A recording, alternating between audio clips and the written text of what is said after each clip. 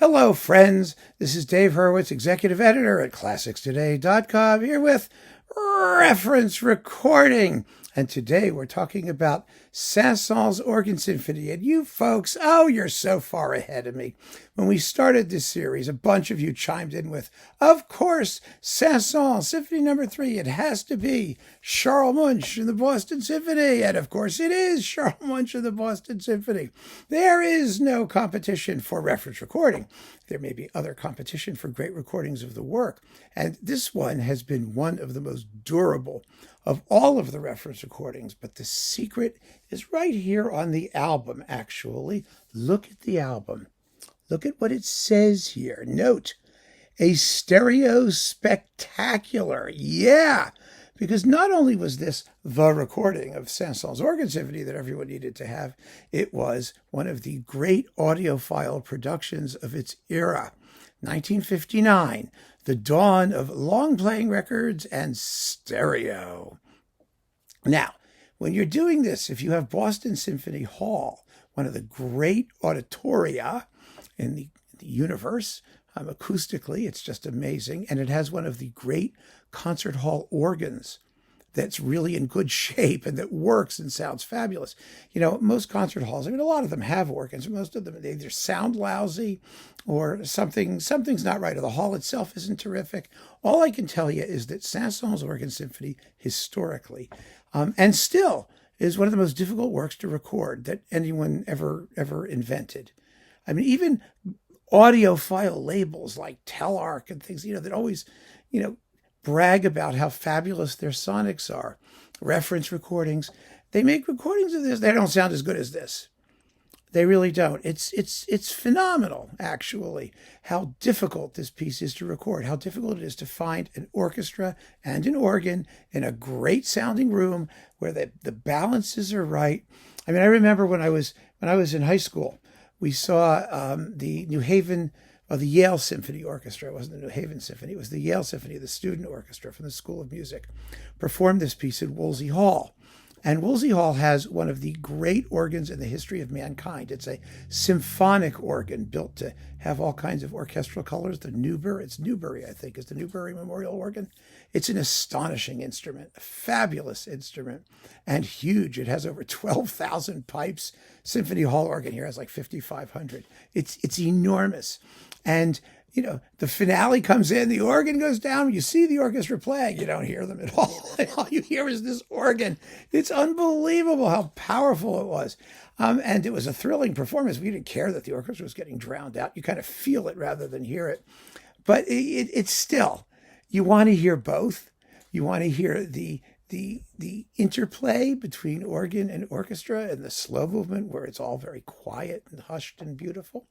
And this was simply one of the greatest recordings ever made of this work or of anything else.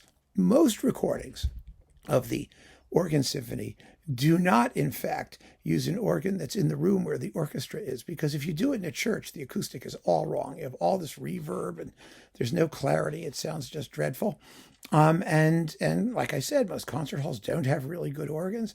So they record the organ in one place and the orchestra in another. The most wretched example being Karajan's recording for Deutsche Grammophon with the organ of Notre Dame in Notre Dame while they were in Berlin.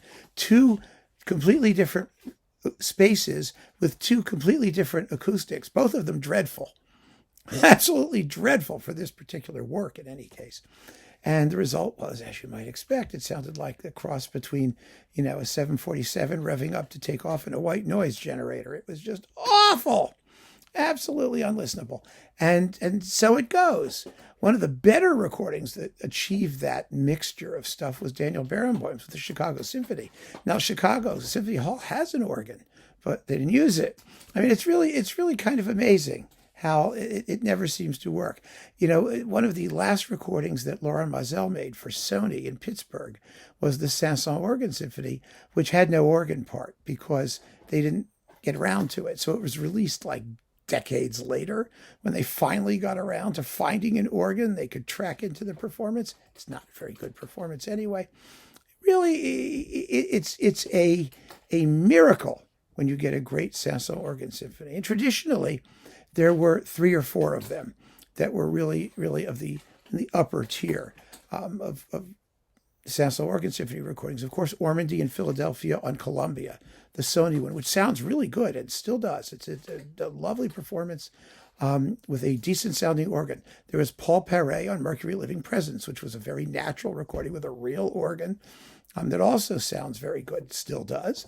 And that's an excellent performance too. And then there was that Barenboim DG, which got lots of press when it came out, lots of attention. It's a very fine performance as well. It doesn't sound as good as this one, but there you go. Then there's like everybody else. And some of them are quite good. Don't get me wrong. I mean, there was Jean Martineau, remember? He did it on Erato and on EMI. He did it twice. And they're both excellent, but they didn't have the distribution. They didn't get the attention. I mean, Erato was a local label and EMI didn't care about Martineau very much. The bottom line is this. If you can bring in an added layer of marketability, such as Sonic Spectacular, and have this played in all of these stereo stores and audio shops and whatnot, you're going to have a major seller. And that major seller may well become the reference recording. And that's what happened here. Now, it also happens to be an absolutely stunning recording of the Organ Symphony with some very distinctive touches. You know, Munch was known as being kind of an animal in front of the podium, very spontaneous and kind of willful in places. And in his live recordings, he often was. But in the studio, he was far more restrained in a good way, meaning, you know, it didn't fly off the handle. And, you know, he was almost always just as exciting. The example here, I mean, it's a very good example here of this, which is right in the coda of the finale, where the music seems to speed up. You know,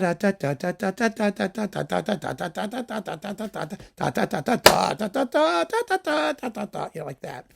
It does that business. Well, he doesn't. He keeps the tempo strictly in time there.